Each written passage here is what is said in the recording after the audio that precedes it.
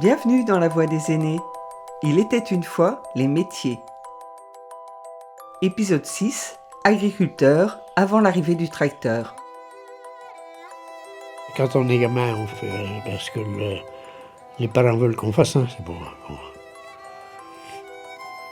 Et puis on est habitué comme ça, qu'est-ce que je dis, bon. Si aujourd'hui, on voit de plus en plus de jeunes s'installer en agriculture par choix et par passion, certains même venant de la ville, ce n'était pas le cas pour Henri, Jeanne, André, Marie-Marthe, Huguette, que vous allez entendre dans cet épisode. Il fallait bien aider aux parents. C'est que les parents, ils étaient pas heureux comme aujourd'hui. Enfin, c'est comme ça. On commençait très jeune, on commençait à travailler quand on était, je dis 3-4 ans. On faisait ce qu'on pouvait faire, on allait chercher du bois, on allait chercher les moutons, des machins comme ça.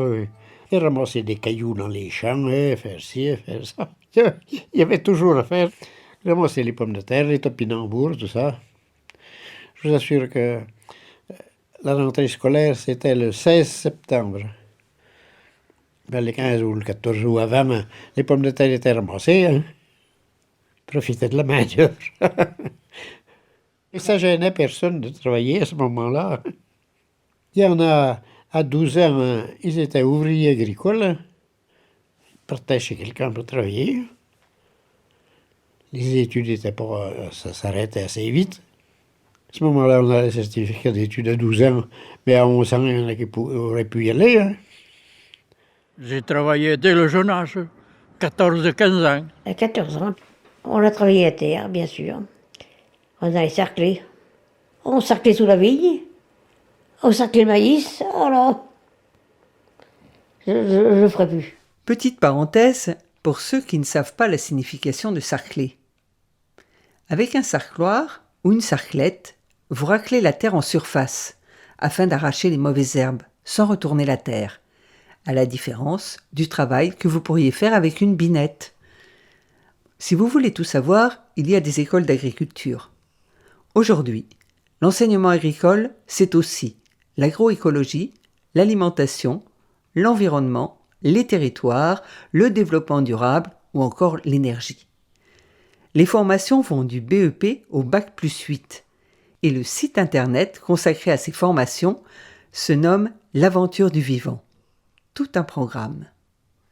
Mais revenons aux années 40 et retrouvons Henri, certificat d'études en poche. Puis j'ai été 2 ans à l'école d'agriculture, école pratique d'agriculture. À ce moment-là, c'était pas un lycée comme maintenant. Hein. C'était un monsieur qui avait sans doute pas d'héritier, qui avait donné 150 hectares de terrain au département pour construire une école. Bon, mais on avait des profs qui tenaient la route. Hein. Il y avait 5 chevaux, il y avait, je ne sais pas combien de paires de bœufs, tout ça. Il y avait déjà un silo de maïs. Puis il y avait une ensileuse qui montait le maïs. Puis il y a des petites portes tous les 1,50 m ou tous les 2 mètres, comprenez. Quand le silo est plein, on ne commence pas par le bas, il faut commencer par le haut. Il y avait un atelier de... On travaille le bois, charronnage. Oui, les roues et les charrettes, quoi, c'était fait en bois à ce moment-là. Ah oui, on faisait les rigoles, on faisait tout ce qu'il y avait à faire, quoi. Il y avait un jardin qui faisait 2 hectares. On y allait le 15 septembre et on revenait pour Noël, la première sortie. Puis il n'y avait pas de téléphone portable, ni pas portable du reste. Il y avait une école de filles aussi, mais c'était à part. Ils appelaient ça une école ménagère à l'époque. Je me souviens alors de Marie-Marthe, que j'avais rencontrée pour la série d'Il était une fois les femmes. J'ai fait l'école agricole, donc je suis sortie première. Un diplôme d'école agricole ménagère. Je pouvais apprendre à des élèves à coudre, même à savoir préparer un accouchement, à savoir faire de la cuisine. Dans le travail de ménagère d'infirmière, il y avait aussi élever des poules, des lapins, vous voyez, des choses comme ça. Tout cet apprentissage était mis en application au quotidien. Huguette raconte. Le matin, à 6h30, le petit déjeuner. Et puis, dans la matinée, je m'occupais des enfants pour qu'ils partent à l'école. Et après, c'était soigner les cochons, traire les vaches, mettre les vaches au champ, et après s'occuper du déjeuner. Et puis l'après-midi, il y avait peut-être 2 heures de répit pour commencer le soir le travail du matin. Et puis s'occuper des petits, les devoirs d'école, et puis tout. Voilà, puis la journée était bien employée.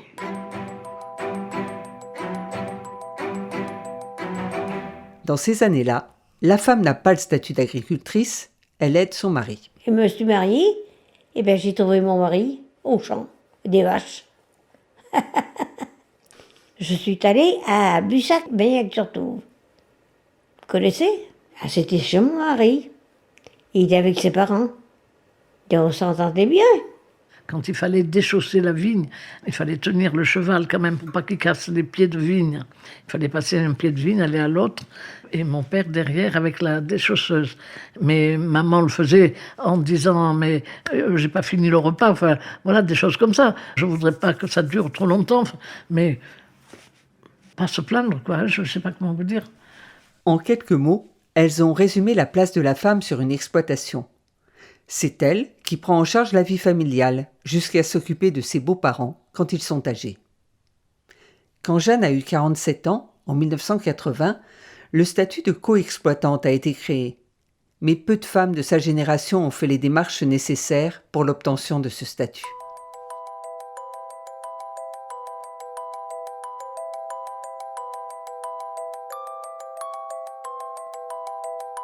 Le travail à la ferme est dur, mais il y a les moments collectifs, comme les vendanges et les moissons. Quand on avait rentré le blé, après il fallait le battre.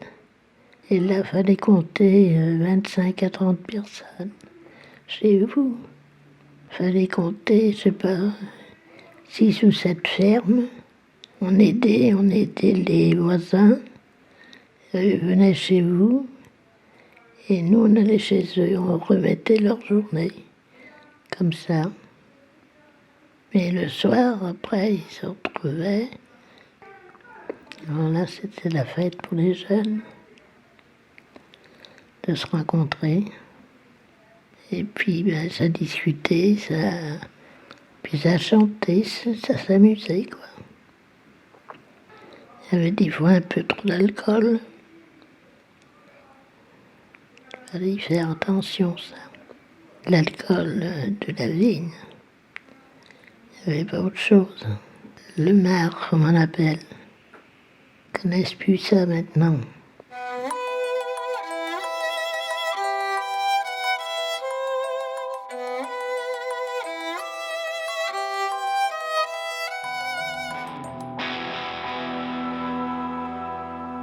Les fêtes à la campagne, le trop d'alcool, ça existe toujours. Mais ce qui n'existe plus, et ce qui a profondément bouleversé le métier, c'est le remplacement de la traction animale par la mécanisation. Travailler la terre, c'était avec des bœufs à ce moment-là. Il n'y avait pas de tracteur, il n'y avait pas rien. Il y avait des bœufs. Alors, il fallait les élever, les bœufs, vous comprenez? Il fallait qu'ils aient au moins 3 ans pour pouvoir les atteler, les lier. Vous essayez que... Là, je fais faire ce que vous avez envie qu'ils fassent. Les bêtes comprennent, ne payez pas peur. L'arrivée des machines, c'est aussi la fin de toutes les professions artisanales qui accompagnaient l'agriculteur, comme celle de maréchal ferrant, de charron ou celle de bourrelier dont nous parle Pierre. J'étais bourrelier-sellier. J'ai travaillé avec mes parents au départ. Mon grand-père était bourrelier aussi. Son travail principal, c'était de travailler le cuir à cheval pour atteler les chevaux, pour faire les attelages. Il y avait certaines parties qui étaient faites sur mesure et d'autres qui étaient faites en petite série. Quand on cousait entièrement à la main, c'était pas du tout le même travail que le travail mixte. Il y avait déjà des machines à coudre le cuir qui existaient. Henri, Jeanne, André, Marie-Marthe, Huguette et Pierre vivent aujourd'hui en maison de retraite. La moissonneuse batteuse, nous, elle est arrivée en 60, 7,68. Et le tracteur aussi, on a acheté à ce moment-là. C'était un petit Renault. Mon fils, il avait 14 ans. Alors vous pensez qu'il était content de monter là-dessus. La Voix des aînés, une production signée Partage de Voix avec le soutien de la Fondation Corian pour le bien vieillir. Entre les bœufs et le tracteur, il y a eu 2 chevaux. J'avais 2 chevaux. Un jument s'appelait Trompette. On l'avait acheté à des Italiens. Pouliche. Puis le cheval s'appelait Bogie. Je ne sais pas pourquoi. C'était un cheval lardonnais. Réalisation Sophie Pillot, Agnès Maton. Musique David Gubitsch. On les vendait pour payer le tracteur. Retrouvez leurs voix, leurs souvenirs, leurs confidences sur le site de la Fondation Corian pour le bien vieillir et les plateformes de téléchargement.